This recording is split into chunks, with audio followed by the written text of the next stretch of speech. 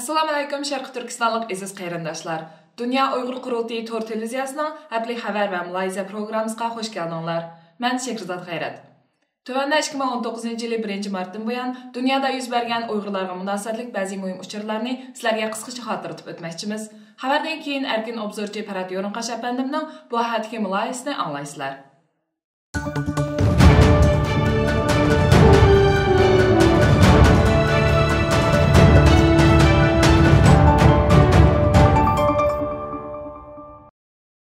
Dünya Uyghur Qurultayı, Amerika Uyghur Birleşmesi, Amerika Uyghur Kişilik Hukuk Kuruluşu, Kanada Şərq Türkistan Cemiyeti ve Amerika Son Vizyon Teşkilatı'nın ortak uğurlaştırışta ve chet ellerdeki Uyghur teşkilatlarının hemkarlığında bu yıl 4. ayının 6. günü Amerika'nın paytaxtı Washington'da ötküzüldüğün zor kölemlik birleşme namayişinin tayarlıq hizmetleri bütün dünya miqyasında umumyüzlük başlandı. 3. Mart günü Dünya Uyghur Qurultayı'nın uğurlaştırışta Qurultay İcraiya Komiteti'nin azaları, namayişin teşkilatı teşkilatlarının mesulleri ve şundaklı Avrupa'daki Uyghur teşkilatlarının rehberleri ve sosyal medya aktiflerinin katılışında telefon yığını çağırılıp namayişin konkretine tayarlıq hizmetleri hakkında iş taqsimat edilip verildi. Ondan başka 4. Mart günü Dünya Uyghur Qurultayı'nın bir kısım rehberleri, Amerika'daki Uyghur teşkilatlarının mesulleri ve siyasi faaliyetçilerin asas kalan Washington namayişi tayarlıq grubu kurup çıkılıp, namayış hakkında umumi seferberlik resmi başlatıldı. Washington'un Freedom Plaza meydanında 6. April Amerika vakti 13'ten 17'gece ilip verildiğin bu kadar keng kölemlik namayış, Dünya Uyghur Qurultayı'nın çağrılığında 2018 yılı 4. ayının 27. günü Brüksel'deki Avrupa İttifakı'nın olduğu ötküzülgen ve yani şu yılı 11. ayının 6. günü Ceneva'daki BDT binasının olduğu ötküzülgen zor kölemlik namayışlardan keyinki yani bir kademlik keng kölemlik namayış bulup, bu kadem Washington'da ötküzüldüğün namayışka Amerika, Kanada ve dünyanın her qaysı ellerdeki Uygurlardan başka yana Amerika'daki Türk İslam teşkilatlarının, Hristiyan ve Yahudi cemiyetlerinin azaları mı katlaşıdı. Şundakla namayış jarayonida bazı mühim erbaplar söz kıldı. Avrupa İttifakı'nın yukarı derecelik əməldarları BDT Kişilik Hukuk Kengişinin yığınında söz kılıp Xitay hükümetini xalqara küzatuvchilarning Uyghur Avtonom rayonida şartsiz ve to'sqinliqsiz tekshirish ilib berishiga yo'l qo'yishga chaqirgan. Yığında Avrupa İttifakı'nın insonparvarlik yordami ve kriz ishlariga mas'ul komissari Kristof, Avrupa İttifakı'nın bexatarlik ve tashqi ishlar komissari Federica söz kılganda yukarıdaki çağrıqni oturup koygan. U biz Xitayning BDT Kişilik Hukuk Oliy Komissarini öz ichiga olgan mustaqil kuzatuvchilarning Xinjiangda tekshirish ilib berishiga haqiqiy ravishda yo'l qo'yishga chaqirmaymiz degan. BDT Kişilik Hukuk Kengeshining 40. navbatdagi yig'ini 25 fevral kuni boshlangan edi. Yig'in mushu oyning oxirigacha davom qiladi. Xitoy Birlashgan Davlatlar Tashkiloti tomonidan Xitoyning kişilik hukuk vaziyati haqida berilgan taklif fikrlarning ko'pinchisini rad qilgan.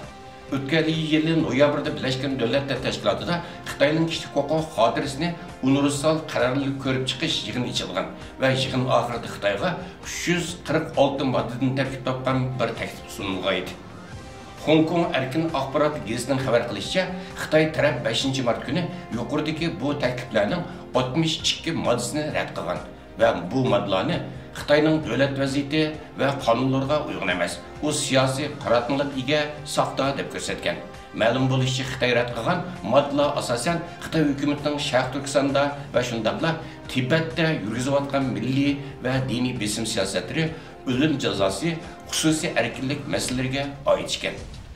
4 Mart kuni Amerika Davlat Majlisida Xitoyda avjilayotgan zo'r ko'lamlik diniy ziyonkashlik temasida xalqaro muhokama yig'ini o'tkazildi.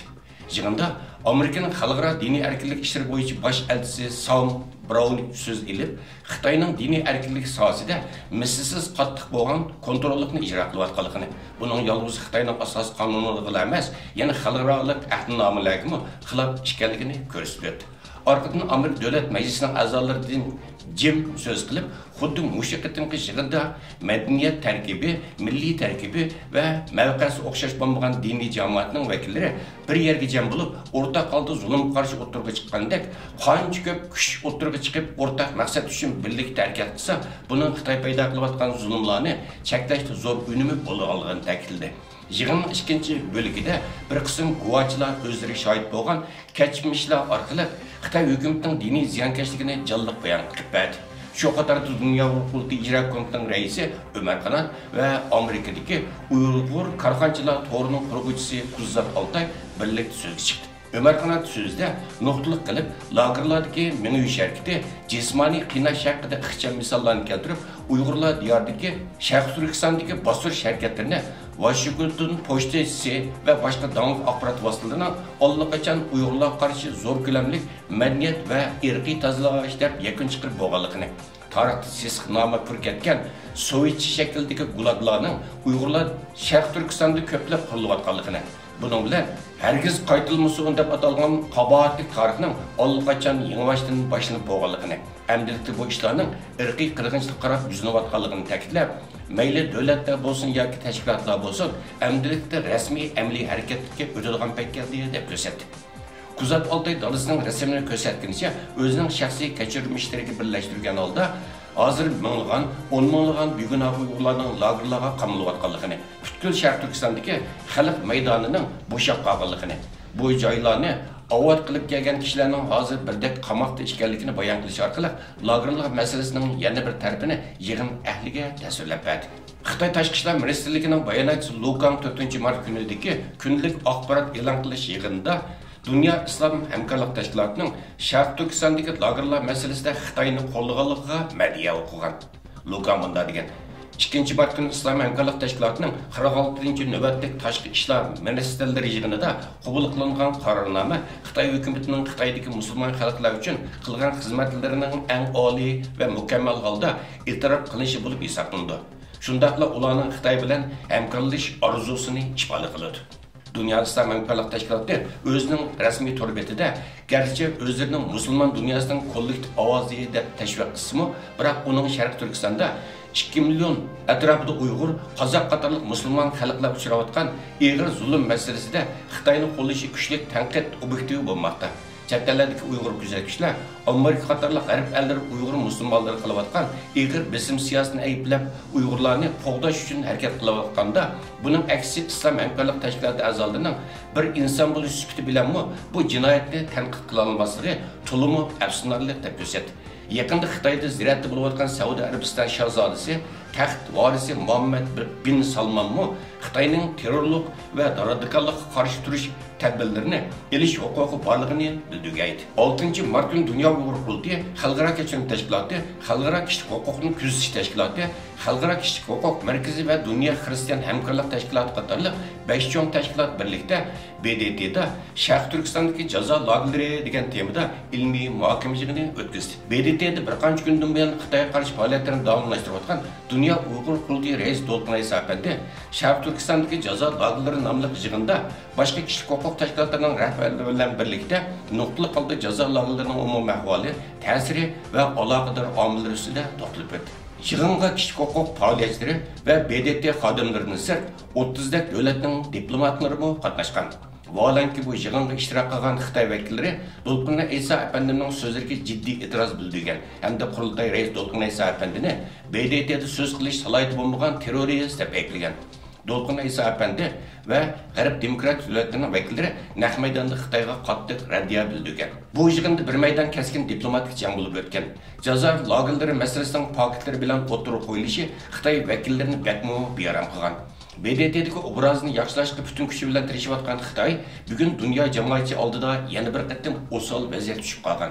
Qiziqarligi, bu yilgi 25-fevral boshlangan va hali davom qilayotgan BDT kishilik huquq kengashining 40-navbatchi yig'inida Xitoy doiralari Sharq Turkistondagi jazo lagerlarini pardozlab ko'rish uchun BDT binosi ichida Jungo Xinjiang kishilik huquq ishlarining taraqqiyotidagi ilgirlashlarga doir rasm ko'rgazmasi nomli maxsus ko'rgazma uyushtirib ko'z bo'yamchiligini bildirib başlayotgan. Dolqin Aysa apandimning askartishicha, Xitoyning BDTda maxsus Uyg'ur diyoriga oid rasm ko'rgazmasi uyushtirishi Xitoyning o'tgan yil 8-oyning 10 va 13-kunlari BDT irqiy ayrimchilik qarshi turish komitetining 96-navbatchi yig'inida jazo lagerlari masalasi sababli qattiq besimga duch kelgandan buyon o'zini oqlash majburiyatida qolganligining bir ifodasi ekan. Ammo bu nayrangvozlikmi ijobiy natija ko'rsatmagan. 5-mart kuni BDT'da yana diniy e'tiqod erkinligi nomli yig'in o'tkazilgan. Dolqin Aysa apandi bu yig'inda so'z qilib, Xitoyning Sharq Turkistonda ilib borayotgan diniy e'tiqod dafsandichiliklarga oid dalillarni o'tirib tashlab, Xitoyning abdi bashirisini yetishtirishgan. 6 mart chorshanba kuni Amerikaning Melbourne shahar turistik bosh konsuli Michael Klein boshchiligidagi ikki kishi hay'at Adelaide shahridagi Avstraliya Sharq Turkiston jamiyatini ziyorat qildi. Amerika konsuli Michael Klein boshchiligidagi bu hay'atni Nurmuhammad Turkistoni, Mustafa Turan qatorliq Avstraliya Sharq Turkiston jamiyatining mas'ullari va peshqadam jamoat arbobi Ahmad Egamber qatorliqlar qizg'in kutib olgan. Bu uchrashuvda Uyg'urlarning hozirgi vaziyati to'g'risida suhbat olib berilgan va Uyg'urlarga aloqador talab va dokladlar sunilgan. 3-oyning 5-kuni Germaniya parlamentining to'r betida Turkiyaning Uyg'ur avtonom rayoniga ta'siri mavzuliq bir bayonot e'lon qilindi. Bayonotda Germaniya federal hukumatining Turkiya hukumatining Uyg'ur avtonom rayonidagi Uyg'urlarning bo'lginchilik faoliyatlariga amaliy yordam berganligiga doir hech qanday ma'lumot yo'q deyilgan. Bayonotda yana bunday deyilgan: Türkiye hükümetinin özleri bilen milli, tarihi ve dini jihatda alohida darajada bağlanışı olan Uyg'urlarning hozirgi ahvoliga ko'ngil bo'lishi qoidaga muvofiq. O'tgan ayning 25 kuni Turkiya Tashqi ishlar ministri Mevlut Çavuşoğlu Birleşken Devletler Teşkilatı Kişilik Huquq Kengashida Xitoy hukumatini ogohlantirib, Sharq Turkistondagi Uyg'ur ve başka Müslüman assalliq millatlarni terrorchilardan ayirib muomala qilishni talab qilgan. Shuningdek, Germaniya hukumatining Turkiya Uyg'ur munosabatlari haqida bergan yuqori bahosi oldimizgi kunlarda Uyg'urlar masalasining texnik ko'p hissashlik va qo'llashga erishadiganligini bishorat etgan. Xitoy hukumatining Sharq Turkistondagi siyosiy bostirish harakati butun dunyoning zo'r diqqatini qo'zg'ayotganda, BDT Kishilik huquq oliy kengashining yangidan tayinlangan raisi Michel zo'r sondagi Uyg'urlarning ushtin tutib g'oyib bo'lib ketishi va tutqun qilinishiga doir ahvollarni tekshirish uchun Sharq Turkistonga berishni talab qildi. Reuters agentligining 6 martdagi xabarida aytilishicha, Michel yaqinda Xitoy hukumatiga talab sunib, o'zining Sharq Turkistonga berishi va naq maydonda tekshirishida bo'lganligini bildirgan.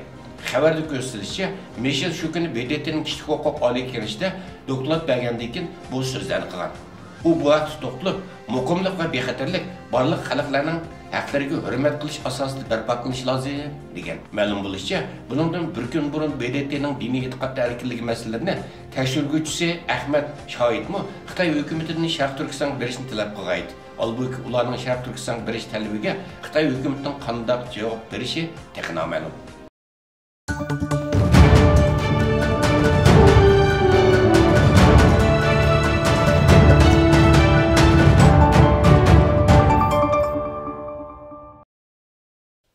Hürmetli Ferhat efendim, siz bu bıraktığı hadislerge hakkında qaraysiz?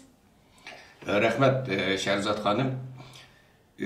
Endi bu yuqorqi xabarlar qaraydigan bo'lsak, bu yerda ikki cho'ng hodisa mening diqqat e'tiborimni qo'zg'adi. Bularning birisi, ya'ni o'tgan oy, ya'ni 2-oyning 25-kuni boshlangan Birlashgan Davlatlar Tashkiloti Kishilik huquq oliy kengashining 40-navbatdagi yig'ini. Bu nihoyatda muhim, chunki bu yig'inda mustabidlarimiz Xitoy hokimiyati o'zining Sharq Turkiston xalqiga yuzayotgan jinoiy qilmishlarni oqlash uchun nihoyatda cho'ng tayyorlik bilan, cho'ng bir o'mak bilan kelgan.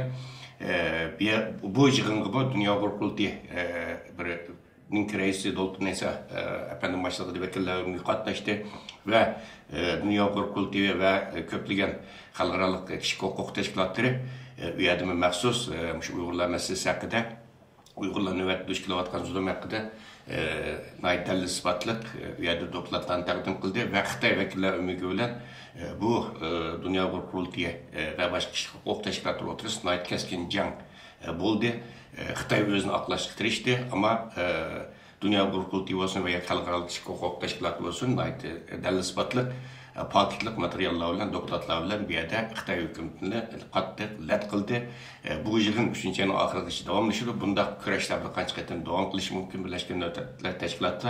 Shuning uchun bu yerda mayli Dunyo Uyg'ur qurultiyi bo'lsin, xalqaro kishilik huquq tashkilotlari bo'lsin, nihoyatda jiddiy shaklda Uyg'urlarga munosabatli Xitoy hukumatining Sharq Turkiston xalqiga ustun yurgizayotgan bo'lib jazo lagerlari masalasiga munosabatli bu yerda yana jiddiy dalil isbotlar ba'zi paketlarga, bazı materiallarga ciddi ihtiyacı var.